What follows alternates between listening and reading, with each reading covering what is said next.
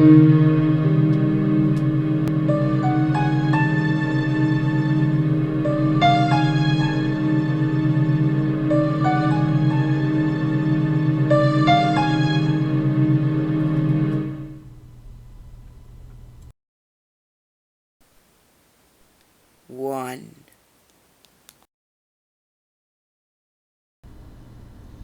A few years back, we went to London.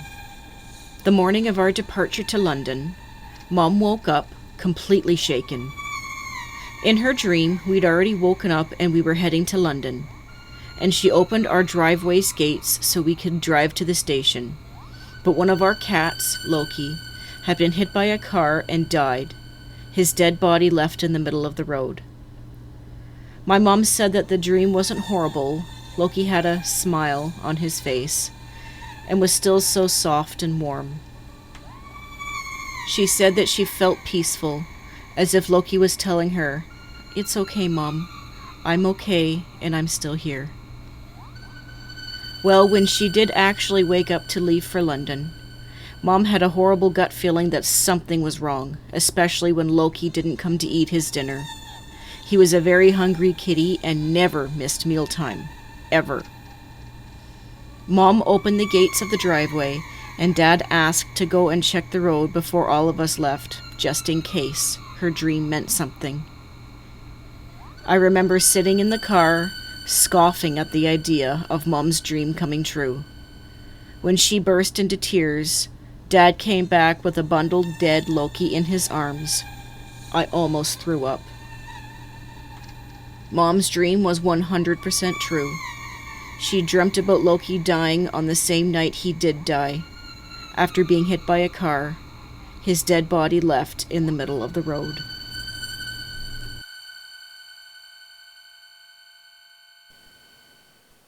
Two.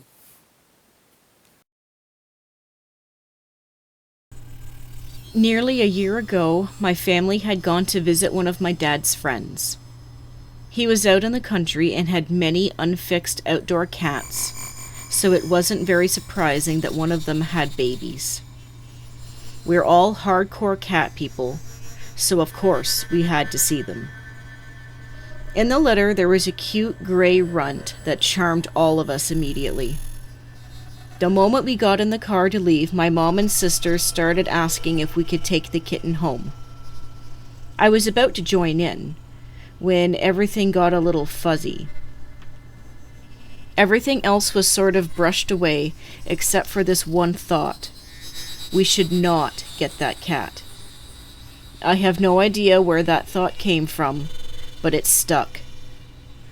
I think I confused my family with my complete change of heart, but I know that I had to do my best to keep us from getting the kitten.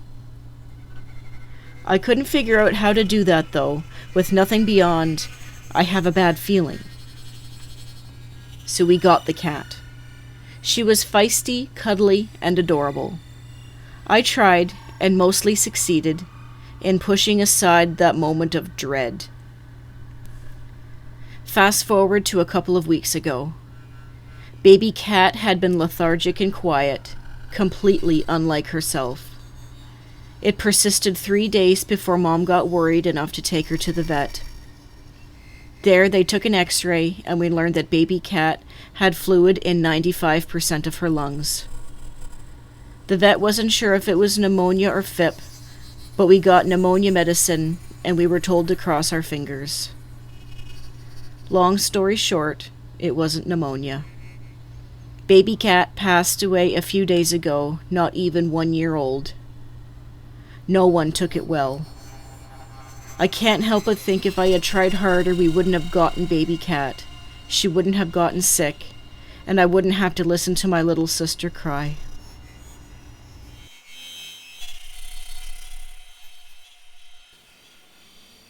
Three. One time, I saw something with wet, jet black skin grab onto the doorway of a room in my old house and peek out at me from the hallway. It went back into the room after letting me see it. I was only a child at the time. maybe 5 years old. From what I remember, it seemed to be about 5 feet tall, and it had clubbed knuckles. Its black skin had a kind of moistness to it, like a glazed donut. No one has ever believed me, and after becoming an adult, I have tried to write off this experience as a childhood imagination. But when I scan the memory in my mind, I can't find any flaws or artifacts that would make me doubt my past senses. Nothing except how completely unbelievable it was.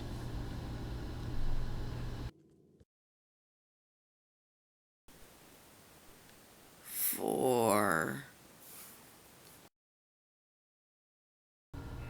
While I was hauling research equipment to New York from Kansas, I stopped at a gas station just off of the highway between Cleveland and Erie, Pennsylvania. The bathrooms were out of order, but I had to go to the bathroom really badly, so I went around back.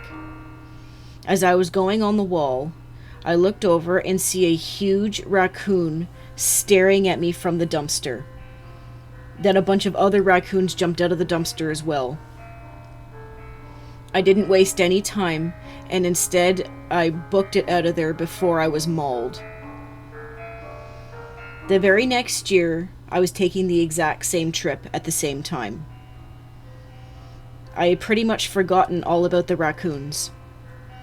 The same thing happened. I had to go to the bathroom. I pulled over. The restrooms were out of order again.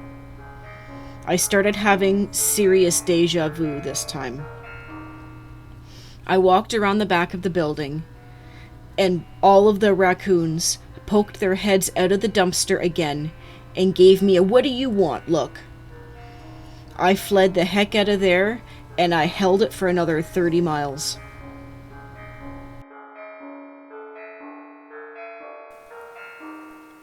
Five.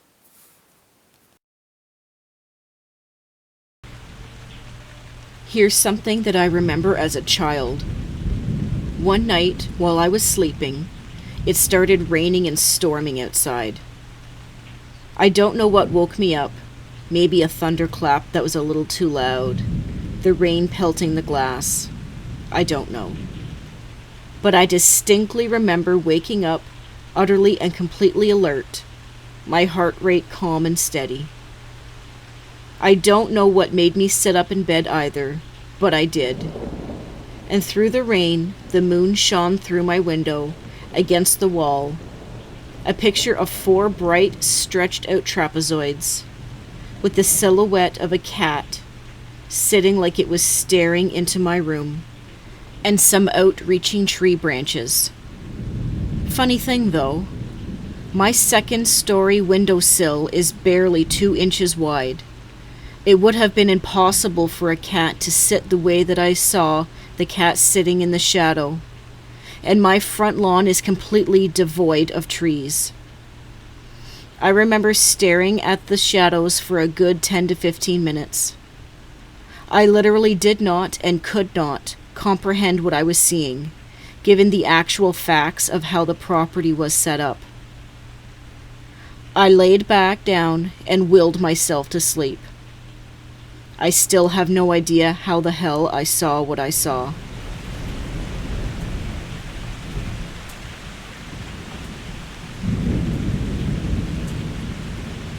Thank you so much for watching and supporting the show. If you have a story to share, send us an email, like us on Facebook, share, like, and subscribe.